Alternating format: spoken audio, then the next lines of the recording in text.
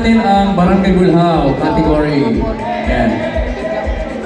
Barangay Bulhaw category. Ang ating pong third place, tatanggap po ng 1,000 pesos ay ang bib number 71, Nelson Bartolome. Asa si Nelson? Nelson Bartolome. Ayun, dito ka pare ko eh.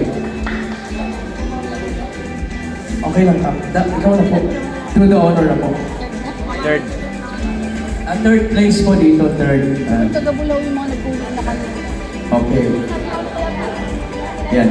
So congratulations, tatanggap po ng 1,000 pesos. Yan. Please. Maraming salamat ka. Yan. Next, second place po natin, bib number 69. Ang oras po niya, nagsimula po tayo ng 7:10 ng umaga. So ang oras po nakuha niya is 8:01. Pampruktos, Romel Mago. Yan, nasa si Romel?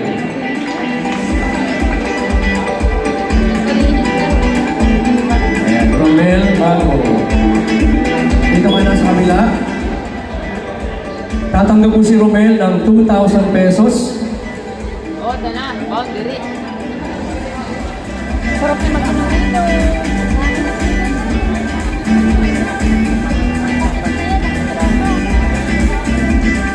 Alright, tabi ka lang muna dito, tabi lang kayo. At syempre ang ating po namang first place, nakuha po niya ay 7:58 oras. Number 44, Jason A. Denum. Tatanggap po siya ng 3,000 pesos.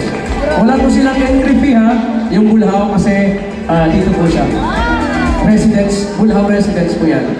So tatanggap ng 3,000 pesos. Yan, picture taking po tayo, kagawad. Guys, tama na kayo?